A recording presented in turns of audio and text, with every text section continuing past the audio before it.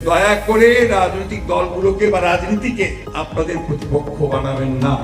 যে রাজনৈতিক দলগুলো অন্তর্বর্তীকালীন সরকারকে ব্যর্থ করার জন্য কাজ করছে, এটা খুব মারাত্মক একটা অভিযোগ। আমি তীব্রভাবে প্রতিবাদ করছি এবং আমি মনে করি যে এই ধরনের উক্তিটা প্রত্যাহার করা উচিত।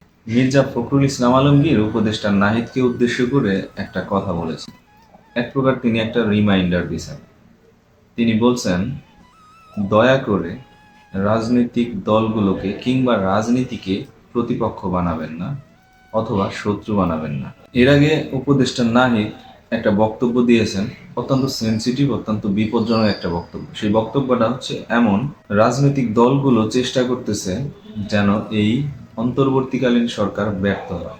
তো স্বাভাবিকভাবেই একটা রাজনৈতিক দলের মহাসচিব হিসেবে বিষয়টা তার আমলে আনা হয়েছে এবং তিনি এর শক্ত প্রতিবাদ জানাইছে এবং নাহিদকে এই বক্তব্য প্রত্যাহারের জন্য তিনি আহ্বান জানিয়েছেন। কথা হচ্ছে, বাংলাদেশটা একটা রাজনীতিপ্রিয় রাষ্ট্র।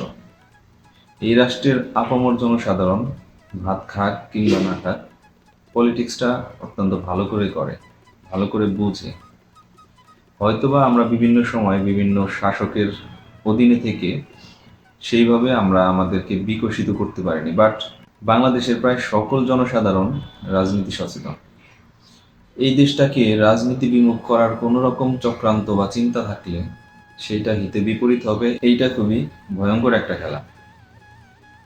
বর্তমান যারা রাষ্ট্র পরিচালনা করতেছে, যারা বর্তমানে উপদেষ্টা পরিষদে আছে, তাদের অনেকের প্রতি অনেকের অভিযোগ আছে, বাট তাদেরকে এখনো সময় দেওয়া হচ্ছে, তাদেরকে এখনো দেখা হচ্ছে, তাদেরকে এখনো পরীক্ষা করা হচ্ছে।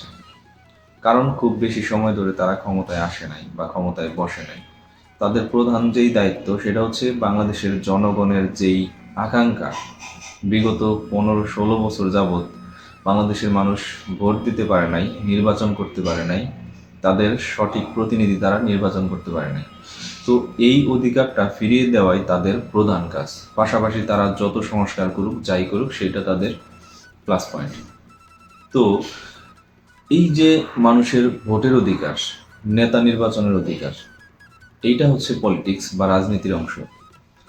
এটাকে যদি বিমুখ করার কোনো প্রকার বক্তব্য, কোনো প্রকার উদ্দেশ্য, কোনো প্রকার মোটিভ সামনে চলে আসে, তাহলে সম্ভবত এই উপদেষ্টা পরিষদের জন্য খুব একটা ভালো কিছু বয়ে আনবে না। সেটাই মির্জা ফখরুল ইসলাম আলমগীরের শক্ত প্রতিবাদে অনেকটা প্রতীয়মান হয়েছে।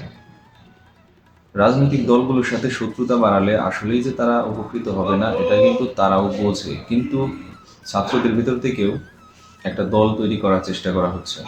সম্ভবত এই কারণেই বিএনপি সহ যে সমস্ত রাজনৈতিক দলগুলো আছে, তাদেরকে তাদের যেই ক্ষমতা বর্তমানে তারা যেটা ওন করতেছে, এই ক্ষমতাকে ব্যবহার করে হয়তোবা এই রাজনৈতিক দলগুলোকে একটু চাপে ফেলে দিয়ে তাদের যেই নতুন তৈরি হবে বা হচ্ছে এরকম একটা দল, সেটাকে কিছুটা স্পেস দেওয়ার চেষ্টা হচ্ছে কিনা সেটাও কিন্তু ভাবার বিষয়। কথা হচ্ছে, নির্বাচন যদি সঠিক করতে পারেন, সুস্থ করতে পারেন, তাহলে সেইটা যে দলের পক্ষেই যাক সেটা আমরা সবাই মেনে নেব। এটাই বাংলাদেশের বাস্তবতা। কিন্তু কোনো প্রকার খারাপ উদ্দেশ্যে, কোনো প্রকার ব্যাড মোটিভ নিয়ে যদি আপনারা আগানোর চেষ্টা করেন, সেটা কিন্তু খুবই বিপজ্জনক। কারণ আপনাদেরকে, আমি উপদেষ্টা মণ্ডলীদেরকে বলতেছি, আপনাদেরকে জনগণ সিলেক্ট করেছে, কিন্তু নির্বাচনের মাধ্যমে না। জনগণের প্রতিনিধি অতীতে যারা ছিল, বর্তমানে যারা আছে, তাদের মাধ্যমে আপনাদেরকে নির্বাচন করা হয়েছে সর্বসম্মতিক্রমে। এটা কোনো ব্যালট পেপারের মাধ্যমে না।